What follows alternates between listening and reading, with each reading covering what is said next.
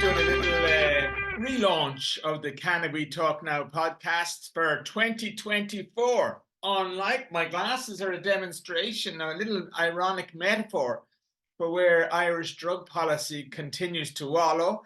And, 2023 was a long time coming. Okay, I'm going to get rid of these. A bit ridiculous. But anyway, it's apt. This is the kind of metaphors we have to live by. So, unfortunately, that's still the situation. Might keep the hat. The hat is warm. Anyway, so this is a bit of a relaunch of Canna We Talk Now, my podcast, which is going to run into 2024. And I have a lot of very exciting news, which hopefully I'm going to get across in this little intro. And basically, 2023 also seen me pass 7 years. I had my 7th Stemmie, which is a 7th anniversary of my stem cell treatment that I did in Russia back in 2017 for my PPMS. So the PPMS is halted. That's it. But I've still got all the same issues. I can only walk so far, and then I can't stand for long periods and stuff like that. But we're rocking on, and hate the cold. I'm big part of my Irish medical refugee status that these days, just avoiding the Irish winter. I believe it's -7 or -4 or something there at the moment. Couldn't do it. And anyway, so we are here. And what happened in 2023 was the culmination of years of waiting, and we were told that the Citizens' Assembly on drug use was going to maybe cause, something to change around legislation in Ireland. And it was always held up like a carrot for a long, long time. And so it happened. It happened over 200 hours, 120 speakers. There's a kind of, I'll have it on down in the description. There'll be a kind of a little catch up of all we're going to talk about today. And but yeah, all of that. Primarily, the one thing is 120 speakers, 200 hours, but 90% negative. So this is the one big thing missing from that thing. A lot of that was really touching, emotional lived experience, testimony, and but in the end, it was it was always negative. And then what it did for me, what I felt was, I watched it all. I felt what it was good for is it unveiled a lot of the personalities behind Ireland's prohibition. Not least, our police the Gardaí didn't come out very favourably on any of it. The first weekends, there was a real kind of statement of we love search and we love stop and search. And without any kind of sensibility or of where that sits with people's rights and why a lot of people find it offensive, which I certainly do myself.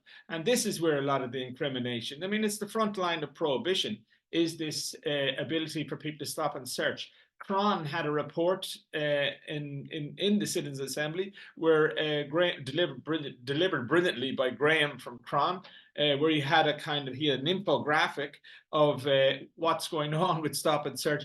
And there are more stop and searches in Ireland than there are in London, which is a bit nuts, man. London is massive, massive city, capital city of an 80 million people country, and there's more stop and searches being done on our little island of 5 point whatever it is million, and because we're mad to incriminate.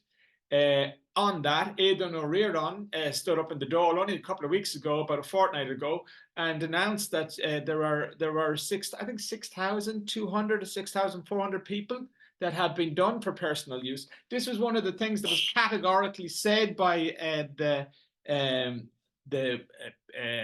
Gardaí in one of their parts in the Citizens' Assembly, and that there was but nobody was being done for personal possession. And I mean, it's not the case, is it? The cases are going on all the time. Aidan quoted over 6,000. In November, he quoted 6,004. I think it was 400. And so I'd say by the end of the year, it must be up to 7,000. So I don't know if that's what levels of incrimination are going on in those 7,000 cases. But it keeps on going. We also have, and I had a quick look, I think today, Patrick Moore, a man who was sentenced for 5 years because that's not personal use. He admitted he's a non-profit carer, bringing his oils to people and helping them, everybody from a bunch of patients from Crohn's disease to cancer, and with great success from his oils. And so he is now today on his 407th day of his sentence. So what about that? You know, people tell you that this is a health-led, the big, you know, caveat that came out of that Citizens Assembly, kept on, that was reiterated, I don't know many times, was completely health-led approach, like this slogan. We love slogans in Ireland, and we love to write reports. And so Island of Writers, we certainly are. And so another big report is being written currently. I don't know if it's been released. There's 27 recommendations was made out of that Citizens Assembly. You'll notice that you will see in, if you read it anywhere, it's should, a lot of conditionals. And as we know, those conditionals have existed in the past for things like injection centers that were, you know, passed 5 or 6 years ago. I'm going to lose the hat, so I'm looking at myself. And yeah, so I might get a little bit cold. Yeah, so we've had recommendations for, and much debate in the Dáil for injection centres that are passed like 5 or 6 years ago. Still no injection centre, which is ridiculous. But that's the case. And Aidan O'Riordan, fair play to him, would have been a great voice fighting for that for years and years. What else happened now? That I'm going to hope. I hope to, and I'm putting the word out for anybody who took part, any one of the citizens who took part in that assembly, which, to be honest, in my opinion and many people's opinion, it was more more of a civil service sham. I wouldn't call it a scam. It was a civil service sham, and it was very controversial at the end on the last day. I mean, after 6 months, all that time, 200 speakers, blah, blah, blah. And at the end, we had this controversial voting system where, and you had a multinational kind of you know, platform amongst all the citizens, and yet you know, they were expected to understand our, you know, I barely understand it after all my years in Ireland, proportional representation. And so that was kind of, but anyway, there was controversy at the end, but what we got was what we got. We got a report, and we got a report that politicians can point to and go, well, you know, we made an assembly happen, and you know, point to that. But in the end, look, it should never have been assembly. Assembly was just, for me, was an outsourcing of their responsibility. They're the legislators, and they're the ones who should have been doing this anyway, and doing the right thing by people, by patients, by everybody. So I've got a little list. I'm running through. I'm going to have a little bit of a thing in the links to different things in the description. So please comment and let me know if you're interested. It's going to be interesting. So in the next week, I sit down with Gino Kenny. So there is movement, there is action in the scene, and we can cast that Citizens Assembly sham to one side and we move on.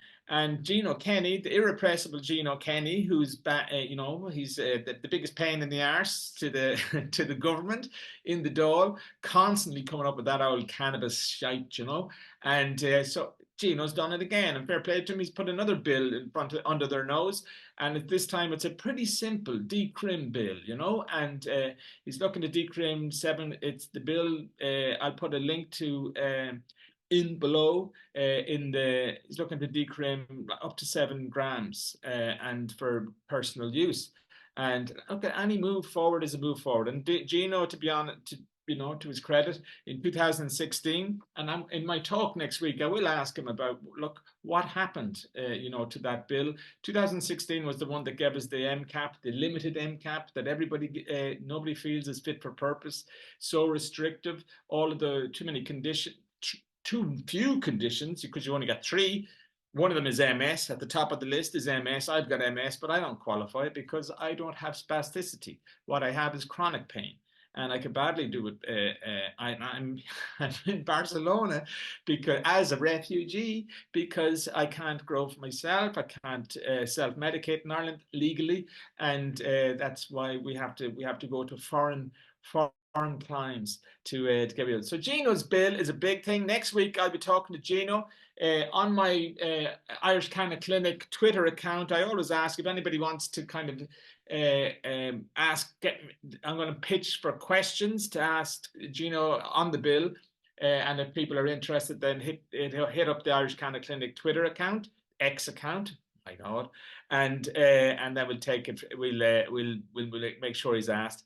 Patrick Moore, 407 days. I'm looking at a few notes I made here, and also, yeah, so in the next weeks, I'm going to be talking to, we currently have, the other thing that's happening right now is we currently have five cases, I think it's five, could be six, in the courts. All our beloved CBD shops that are at least are an outlet and giving information and education and providing people are using CBD very successfully, and it's helping people in so many ways. And from Galway to Waterford, we have these CBD shops, but they're being tortured and they're being persecuted. What I'm finding out is that when the Gardaí, our lovely Gardaí, when they rock up to these to do these kind of searches and different things, they come so heavy-handed. People they're coming with machine guns. Patrick Moore's case was outrageous. They had, I think it was 15 armed guards. There was, they had, it was a massive operation. They brought his wife. They held them for 3 days.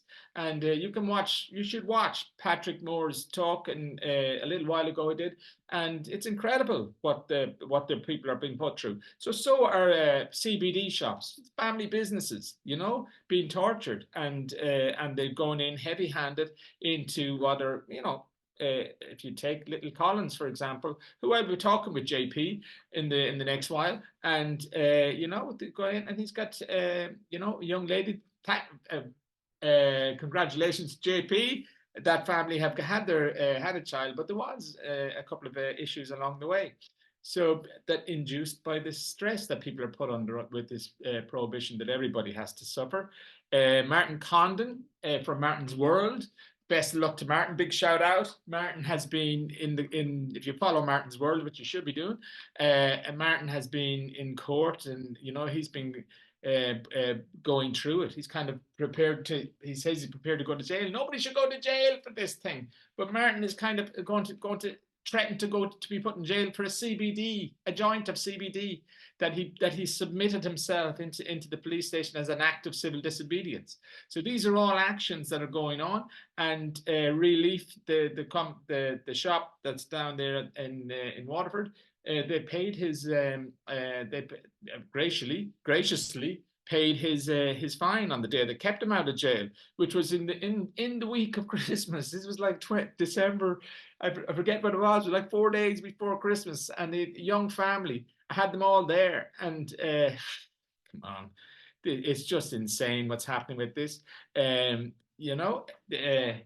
Europe is also, we have a lot of stuff going on in this cannabis space across Europe. It's one step forward, 2 steps back generally, and but generally it's all about the composition of different governments in each country. Germany is the one big hope and big disappointment at the same time. But it's become such a narrative now. 1 step forward, 2 steps back, and it's going across all these countries. Generally, the composition of the so I think in Germany they've had the left wing. I hate this left wing, right wing, these labels. I don't use them anymore. I mean, it's been used as a kind of trope, this thing of everybody's left wing and right wing, whatever. And but in the end, we're all just people. And so anyway, in Germany, you can follow all this in different media. Canna Reporter is a great one for kind of keeping an eye on things in Europe. Canna Reporter is based in Portugal. I've had and we've had them on my my humble little podcast in the past. So yeah, so what else is happening in Europe? Europe, big news in Spain, massive news in Spain. Spain has had a lot of difficulty to get a government into pull a government together, and the left wing Pedro Sanchez has managed to piece together a government, but he's had to do it with the help of a lot of the outliers, people like Junts, which are the independentistas from Catalonia, and now are now in the government causing bother, and but it's working. But what it has done, and this is the most important thing, it has brought in a new health minister, and this health minister is a anesthesiologist herself, but she's a pain expert, and there was a block in the Spanish medical cannabis program. It's not an MCAP, but MCAP is like a nasty word, and but it's an access program, and it was blocked for years. Even though they had everything written, that it's semi-agreed. Is this the thing that goes on all the time? Everything is semi-agreed, and it takes a couple of decent politicians with a bit of moral courage to stand up and put their name on something. So it's become, with this new health minister, it looks like that's going to move forward. And that also means that Carola Perez, who's the long time campaigner, 10 years, like for the last decade, she's been campaigning for a movement in Spain. She's patient herself, and we need these champions. And unfortunately, our champions are people, almost reluctant mothers, like Vera Twomey had to walk from Cork, famously went from Cork to Dublin, and you have Deborah Downey. Those two girls, Abby and Ava, so they passed, unfortunately, last year around June. I forget the exact dates, early June, I think. And so we have our two genuine martyrs, and that shouldn't be the case. Meanwhile, Billy Caldwell, who is also on the island of Ireland, don't forget that, who is really responsible for the legalized medical cannabis situation in the UK. So Billy he's doing so well, man. I forget, I don't know his age. I should be doing more background on this, but he's a young fella running around like a mad thing. And so Charlotte, his mother, who would have fought the same fight as Vera and Deborah, and but in the UK, so but they won their situation. He's had his oils, and he's doing well. And this is the thing. It's horrific that we're still in this. On that note, so I'm going to have one of my next talks will be after Gino. I hope there will be a talk with Dr. Joe Rosado from Miami, who is the doctor who looked after Abigail, Deborah's daughter, Abigail McCullen, who was and he was prescribing oils for Abigail that made sure, and he prescribed them right to the line with the help of Drogheda University. I've been speaking with Deborah, and what Drogheda Hospital did up there, they decided to lower their guard when other hospitals weren't, and allowed Deborah to know that Abigail was going into palliative care, that she had her oils right through to palliative care. So Abigail went out very, very, very peacefully in the end, after 17 years of complete something that shouldn't have been so difficult for 17 years for all that family. So love to them. And I hope they get to look forward to a 2024, sadly with a big hole in their lives, but that's we're gonna be doing what we can to kind of help them along the way, if we can do anything, and they'll be in our thoughts. Same with Ava down in Cork, and Vera, and all the Barry family. So those are back in Europe. We had there's things going on, like Holland. Everybody knows Amsterdam. I lived in Holland for lots of years, and Amsterdam, I would know it very, very well. And so Amsterdam has you know, after 30 years, this is the ridiculous thing about it. They never had it regulated properly. In Amsterdam, there was no regulation that said you could actually get your cannabis from A to B. So how did it get into the coffee shop was just something that was never discussed. Everything was left in a grey area, and but so now they've kind of said, right, we're going to have to deal with this. There's been a bit of a kickback, which is kind of not nice because Holland was all one of the thing about the whole Dutch scene was that it was very open and very, very cool, and everybody was relaxed about it. And but there's kind of been a kickback, and now they're kicking back against the tourists and using the coffee shops, and they don't want Canna tourism, let's call it, at all. So that's what's happening there. And but they made a pilot. The pilot is interesting because it's kind of they're like turning the coffee shop into a kind of social club, I guess.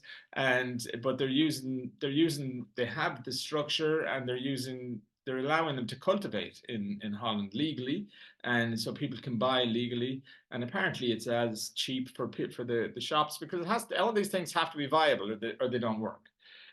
So meanwhile, back Spain, while moving forward on their cannabis access program, medical cannabis access program, they have, you know, the, something so close to my heart, and something that it is the envy of the world. You know, the cannabis social club that was created here maybe 30 years ago, and has been here working effectively for 30 years, but has never been properly regulated. Even though everybody in the social club scene has been crying out for proper regulate the thing and make it and stop leaving them vulnerable to narcos, and so, which is because it's dangerous in the clubs in the sense that there's a lot of cash in there, everybody, and there's a lot of product. And so if you're working in a club, you have to be on your toes, who's coming through the doors and all that. Anyway, the kickback with it has been, which is shocking, because Barcelona has been so free. That's why I'm here, and that's why the city's been so cool forever. And but now there's a local councillor. He's in the town hall, and so he's decided that he wants to put his name, act a bit Giuliani, because he's looking to close all of the clubs, which is a bit absurd because there's over 200 clubs now in Barcelona, and they're functioning well, but they're not. They only need to be regulated properly. That's all that needs to happen. The thing I think that's been the what's caused this Barcelona to change its attitude a bit is the fact that they all look at loopholes. In Spain, loopholes are all the time. They can't do anything. They can't legislate for anything properly, much like Ireland. And so when they legislate for change of user, they created a problem in that they kind of left businesses with no way to change their business use, only open up the possibility to open up a cannabis shop. So all the souvenir shops that are bang, when you come out of the Sagrada Familia Metro, first thing you meet is cannabis shop, and that's, I guess that's what's really tweaked the town hall, and now they're kind of prepared to rubber stamp this dude's to make himself a bit of a Giuliani, who's intent on he's going to clean up the streets, close them all down. Can't see it happen, but what it will do for anybody intending to come to Barcelona, intending to come to Spannabis, for instance, anybody coming to Barcelona, is that you will be a lot tighter, and clubs will be, operate them. They'll be harder on you. Basically, everybody on the premises will have to be signed in, and so you need to have your memberships and everything sorted. What else is happening? I made a few notes for myself. Germany, still waiting. Looks Czechia, Czechia's funny. It was really going ahead of everything. We all thought they were going to lead the way for Germany. Then party changed, and then new politicians come into the mix, and that's gone backwards. But look at it, it's just a constant moving space. But really, this is for the EU to step up and go, right, guys, it's happening federally. They're being forced to deal federally in the US. So I guess that's going to be, if something positive happens over there, for sure, EU is going to pay attention to that. And all those big companies, Curaleaf has, I noticed, has taken over Sapphire Clinics in the UK. So they've got absolute, absolute ideas on moving into Europe. Europe, you have the companies on the Canadian companies are really going backwards. It feels like Tilray and Aurora, Tilray particularly, their share prices have gone to hell, and so they're. I mean, there's a lot of stuff going on, but it looks like the US will be the winners via Curaleaf and a few things like that. Companies that are going to come in. What else is happening in Europe? Malta are still there, and they've got their clubs open with mad uh, with mad regulations. Why can we not regulate all this stuff a bit easier? It shouldn't be so difficult, should it?